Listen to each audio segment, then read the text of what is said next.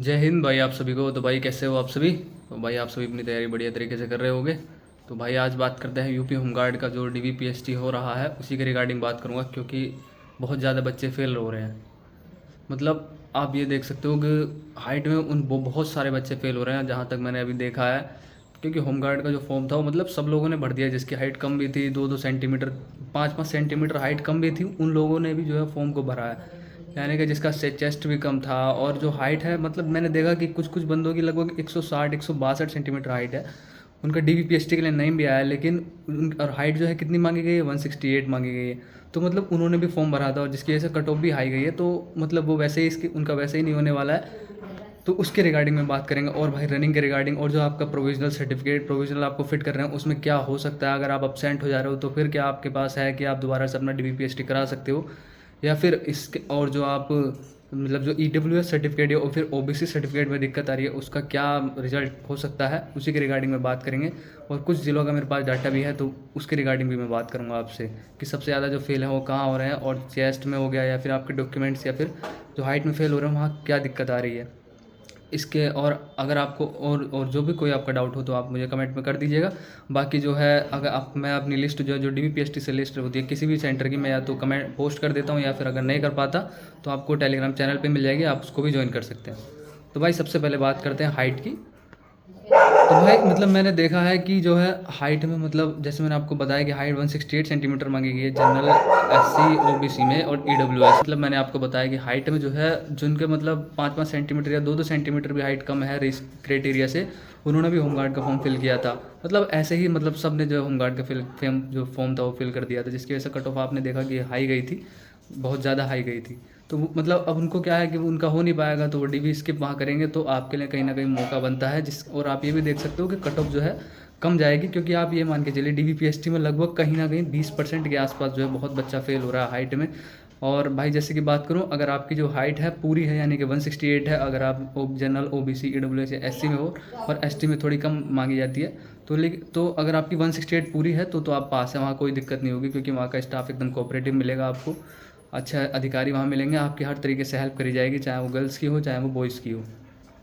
मतलब आपके अगर सेंटीमीटर 168 है तो आपका हो जाएगा। और अगर कि 0.1 या 0.2 भी कम है, 0.2 mm या फिर 0.3 mm या फिर 0.1 mm भी है, तो भी आपका वहाँ हो जाएगा, आपको टेंशन लेने वाली बात नहीं है। भाई अब बात करते हैं अगर आपकी चेस्ट की, तो चेस्ट का लगभग जहाँ तक अभी मेरे पास इन्फॉर्मेशन आई है उस चेस्ट में जो है बहुत ही कम बच्चे फेल हुए हैं। यानी कि जो सबसे ज़्यादा बच्चे फेल हुए हैं वो आपके हाइट में ही हुए हैं, बाकी चेस्ट में लगभग 1 या 2 ही बच्चा फेल हुआ होगा अगर हम बात करें तो, हर एक सेंटर से अगर हम बात करते हैं तो। यानी कि अगर आपका चेस्ट लगभग 77 या फिर 75 या 76 है तो आप फेल हो सकते हो। लेकिन अगर आपको लगभग चाहे 78 के आसपास है तो वहाँ आपको पास करा दिया जाएगा, क्योंकि जहाँ तक इन्फॉर्मेशन मिली है वहाँ पर जो है आप सभी से, मतलब जिसका चेस्ट कम है या जिसका फुलाव नहीं आ रहा है वहाँ आपको समय दिया जा रहा है, यानी कि आप वहाँ समय ले सकते हो, आप वहाँ पुशअप लगा सकते हो। आपसे कोई कहेगा नहीं वहाँ पुशअप लगाने के लिए, ये ध्यान रखिएगा, आप वहाँ खुद पुशअप लगाइए, कोई दिक्कत नहीं होगी। पुशअप लगाइए, अपना चेस्ट वहाँ आपका थोड़ा बहुत जल्दी इंक्रीज़ भी हो जाएगा, और वहाँ अच्छे से पुशअप लगाएगा, लगभग 10-15 पुशअप लगाएगा तो आपका चेस्ट में फुलाव भी आ जाएगा। तो भाई वहाँ आपका चेस्ट में हो जाएगा। बस आपकी जो है हाइट अच्छी होनी चाहिए, यानी कि हाइट कंप्लीट होनी चाहिए, हाइट में दिक्कत ना हो, क्योंकि हाइट में जो है बहुत ज़्यादा बच्चे फेल हो रहे हैं। और भाई अगर बात करते हैं ईडब्ल्यूएस सर्टिफिकेट की, तो भाई कई एक सेंटर है, मुझे वहाँ इन्फॉर्मेशन मिली है कि जौनपुर, वहाँ पर जो है आई सर्टिफिकेट, जो इनकम सर्टिफिकेट है वो भी मांगा जा रहा है। तो भाई अगर आपका जो है जौनपुर में है तो वहाँ आप अपना जो इनकम सर्टिफिकेट ले जा सकते हो, लेकिन बाकी अदर सेंटर पर आपको ये लेकर के नहीं जाना है। आपका जो भी ये इनकम वाला सर्टिफिकेट है और ओबीसी और ईडब्ल्यूएस जो सर्टिफिकेट है उसमें अगर आपका जो डेट इशू दिखा रहा है, डेट में क्या मतलब भाई, अगर आपका 1 अप्रैल 2025 के बाद का है और 17 दिसंबर 2025 से पहले का है तो आपको कोई दिक्कत नहीं होगी।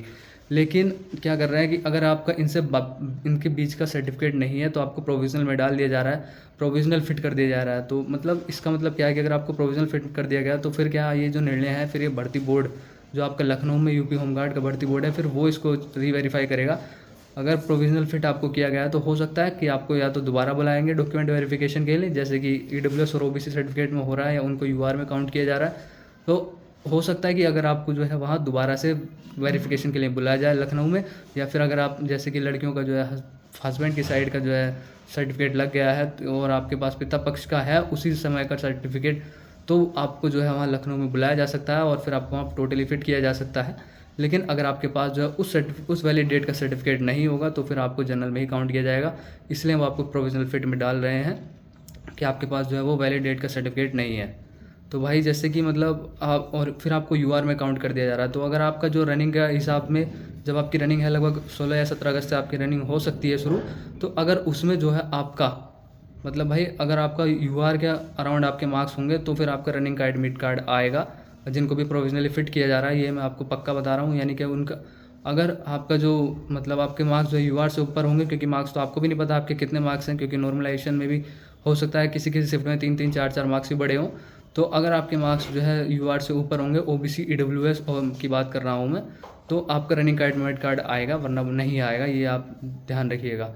और भाई अगर आपका और जो मूल निवास है उसमें कोई दिक्कत नहीं है, मूल निवास आपका 2020 2022 या फिर इससे भी पुराना है तो चल जाएगा, कोई दिक्कत नहीं है यार। SC ST में तो आपका कास्ट सर्टिफिकेट भी आपका पुराना है तो भी कोई दिक्कत नहीं है। और भाई अगर मैं बात करूं कि कहीं कहीं जो है मतलब कुछ कुछ डिस्ट्रिक्ट में क्या होता है कि हिंदी वाला सर्टिफिकेट नहीं बन रहा है EWS और OBC में जो, लेकिन कहीं जो है वहाँ इंग्लिश फॉर्मेट वाला जो आपका गवर्नमेंट ऑफ यूपी वाला सर्टिफिकेट है, कास्ट सर्टिफिकेट, वो एक्सेप्ट किया जा रहा है डिस्ट्रिक्ट में, कहीं कहीं सेंटर पर एक्सेप्ट किया जा रहा है, जहाँ तक मुझे इन्फॉर्मेशन मिली है वो वहाँ पर मतलब वहाँ पर जो है वो एक्सेप्ट किया जा रहा है गवर्नमेंट ऑफ यूपी वाला। तो अगर आपके पास उस वाली डेट का भी इंग्लिश का कास्ट सर्टिफिकेट है, मतलब इंग्लिश फॉर्मेट वाला सर्टिफिकेट है, तो आप उसको लेकर के जाएँ, आपका एक्सेप्ट जरूर किया जाएगा। ये आप ध्यान रखिएगा अगर आपके पास गवर्नमेंट ऑफ यूपी वाला सर्टिफिकेट है।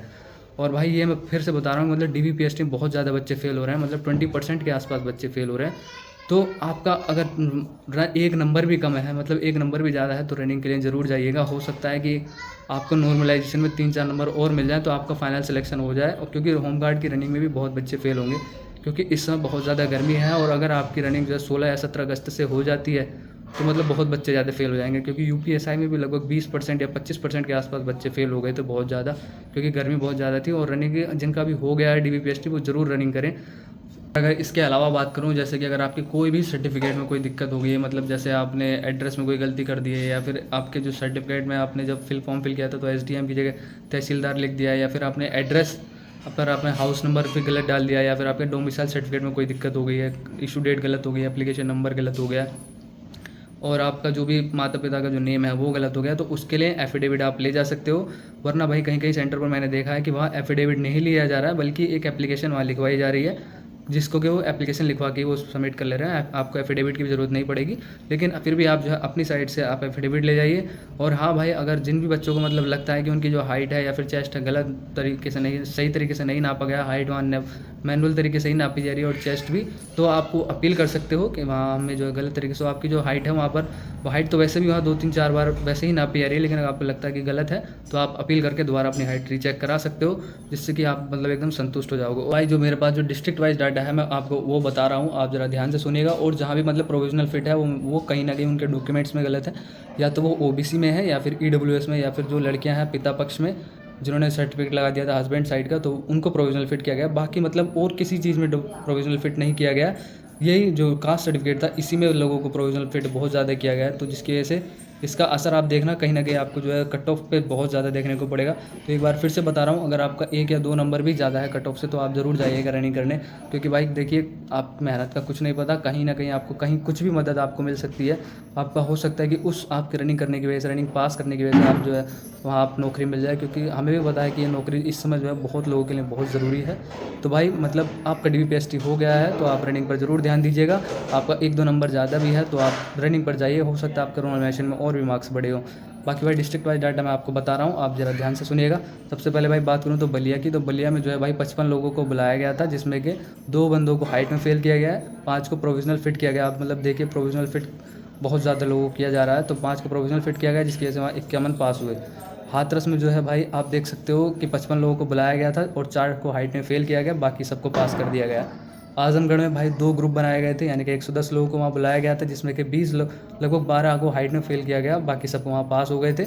अमरोहा में जो अमरोहा डिस्ट्रिक्ट है जहाँ मैं रहता हूँ उस डिस्ट्रिक्ट में, तो भाई वहाँ पर लगभग 55 को बुलाया गया था, 3 एब्सेंट थे, 4 को हाइट में फेल किया गया, 2 प्रोविजनल पास, 2 प्रोविजनल फिट किए गए और 45 को पास किया गया है। बाकी भाई अलीगढ़ में जो है सबसे ज़्यादा बच्चे अभी तक फेल हुए हैं मुझे लगा है, क्योंकि एक ही बार में लगभग 20 लोगों को हाइट में फेल किया गया। 100 को बुलाया गया था और 20 को हाइट में फेल किया गया। देवरिया में बात करें तो भाई 55 लोगों को बुलाया गया और 5 को हाइट में फेल किया गया, 2 एब्सेंट थे। कौशाम्बी में भाई आप 55 लोगों को बुलाया गया, वहाँ 8 लोगों को फेल किया गया और 2 को प्रोविजनल फिट किया गया। आप और भी डिस्ट्रिक्ट वाइज डाटा मैं अपने टेलीग्राम चैनल पर डालता रहता हूँ। जब मुझे अगर कहीं से भी मिलता है या फिर कोई भी स्टूडेंट मुझे शेयर करता है तो मैं आपको जो है वो या तो मैं पोस्ट कर देता हूँ या फिर जो है इसके अलावा मैं अपने टेलीग्राम चैनल पर डाल देता हूँ। इसके अलावा भाई अगर आपको और भी कोई इन्फॉर्मेशन है या फिर आपका कास्ट सर्टिफिकेट से रिलेटेड कोई भी डाउट है, प्रोविजनल फिट से लेकर कोई डाउट है, मैंने आपको बता दिया। अगर भर्ती बोर्ड के मतलब प्रोविजनल फिट वालों का जो निर्णय है वो लास्ट निर्णय है वो आपके भर्ती बोर्ड पर है, जो कि आपके लखनऊ में। वो अगर वो चाहे तो आपको दोबारा बुला भी सकता है, दोबारा रीवेरिफिकेशन करने के लिए आपके डॉक्यूमेंट्स का। नहीं तो फिर वो सीधा रनिंग का एडमिट कार्ड देगा। अगर आपका आया तो ठीक है, वरना भाई ये मान के चलिए मुश्किल ही है आपको रनिंग का एडमिट कार्ड आए। अगर भर्ती बोर्ड चाहेगा तो आपको जो है वो दोबारा से बुला भी सकता है रीवेरिफिकेशन के लिए, अगर आपका कोई दिक्कत है तो। प्रोविजनल फिट वालों के लिए बोल रहा हूँ। और भाई बाकी जिनका मैंने बताया कि एक या 2 नंबर भी ज़्यादा है तो ज़रूर करिएगा भाई रनिंग, क्योंकि बहुत ज़्यादा बच्चे फेल हो रहे हैं। ये मान के चलिए जिनकी हाइट 160 थी उन लोगों ने भी फॉर्म फिल किया था होमगार्ड का और उनका नंबर भी आया और उनके अच्छे नंबर भी है। तो ये मान के चलिए भाई वो तो फेल हैं, तो इसका मतलब आपके पास बहुत अच्छा मौका है। कोशिश करिएगा रनिंग करने की, क्योंकि DVPST में ही लगभग 20% के बच्चे आसपास फेल हो रहे हैं। और रनिंग में आप जानते हो रनिंग में बहुत ज़्यादा हालत ख़राब है इस समय, क्योंकि गर्मी बहुत ज़्यादा पड़ रही है। तो भाई कोशिश करिएगा रनिंग अपनी कंप्लीट ज़रूर करें। 4.8 किलोमीटर मैंने बता भी दिया है, और जल्दी से एक वीडियो और लेके आ जाऊँ कि रनिंग के लिए कैसे करें। लेकिन भाई जब तक अपनी रनिंग करते रहिए, हो सकता है आपकी रनिंग 16 या 17 अगस्त के आसपास शुरू हो जाए, क्योंकि कुछ सेंटर से मुझे इन्फॉर्मेशन मिली है। बाकी मैंने आपको बता दिया। अगर आपकी कोई और दिक्कत है तो आप एफिडेविट ले जा सकते हैं, क्योंकि एफिडेविट आप ले जाइए अपनी सेफ्टी के लिए। लेकिन कहीं कहीं सेंटर पर एफिडेविट भी नहीं मांगा जा रहा, वहाँ आप सिर्फ एक एप्लीकेशन लिखवाई जा रही है और आपका वहाँ काम हो जा रहा है। तो बाकी भाई मैंने जितनी इन्फॉर्मेशन मुझे अभी तक मिली थी मैंने आपको बता दी। बाकी भाई आप अपनी मेहनत करते रहिए, और एग्ज़ाम भी हैं आपके पास। और इसके अलावा अगर आपका कोई और भी डाउट है तो DVPST से रिलेटेड तो आप मुझे शेयर कर सकते हैं। और बाकी भाई आप सभी के लिए अभी कुछ दिन जय हिंद, अपना मेहनत करते रहिए।